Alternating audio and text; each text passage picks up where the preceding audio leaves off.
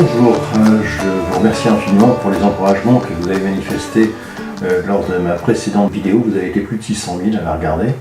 Je ne pensais pas revenir sur le sujet des masques, il me semblait qu'il y avait des choses plus importantes et plus intéressantes, mais je voudrais aujourd'hui vous parler du masque comme un poison lent et je vais vous montrer que son usage devient très vite problématique. Alors je vous demande une minute, je vais faire une expérience rudimentaire devant vous et vous allez pouvoir vérifier par vous-même, vous allez être surpris. J'ai fait cette expérience en voyant revenir à la maison l'une de mes filles qui évoquait des malaises avec le port du masque toute la journée et aussi des démangeaisons autour de la bouche. Alors pour éviter le biais expérimental, je prends un bocal en verre, vous pouvez insérer un détecteur de gaz à une extrémité du masque. En le tenant sans le coller, je mets le masque et de l'autre je vais souffler et aspirer uniquement par la bouche. Alors patientez un tout petit peu et regardez bien ce qui arrive.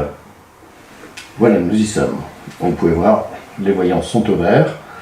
Et maintenant, je vais souffler et aspirer en permanence.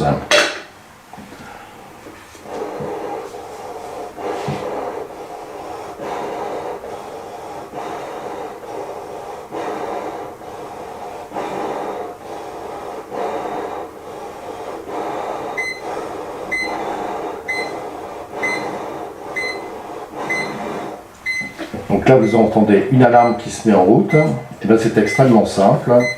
Donc nous avons deux alarmes en fait qui se mettent en place. Donc là évidemment dès que j'ouvre elles ralentissent. Il s'agit d'une alarme au formaldéhyde et d'une alarme de COV, composé organique volatile, en l'occurrence ici du toluène.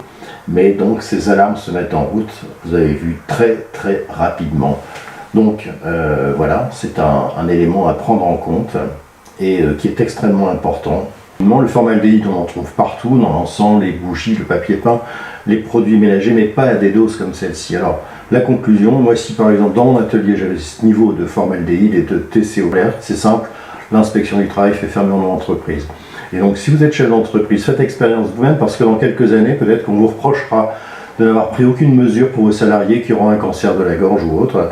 Et au tribunal, on vous dira, mais monsieur ou madame, d'accord, le masque a été obligatoire pendant de nombreux mois, mais dès septembre 2020, vous saviez que c'était cancérigène. Si vous faites de la politique, alors interrogez avec cette vidéo vos responsables, ils ont des avis sur tout. Qu'est-ce qu'ils disent? Si vous êtes, par exemple, gendarme ou policier, votre motivation c'est de protéger la population, alors montrez cette vidéo à vos supérieurs et réfléchissez peut-être avant de traquer les rebelles au masque. Je pense que les Français ont d'autres priorités. Si vous êtes enseignant, c'est pareil. Avant d'envoyer un mail ou un message incendiaire aux parents d'élèves parce que le masque est mal porté par l'élève, voilà, il faut peut-être réfléchir. Tous ces composés organiques volatiles sont dangereux. Par exemple, le toluène est très dangereux pour un fœtus, donc les femmes enceintes sont particulièrement concernées par les masques.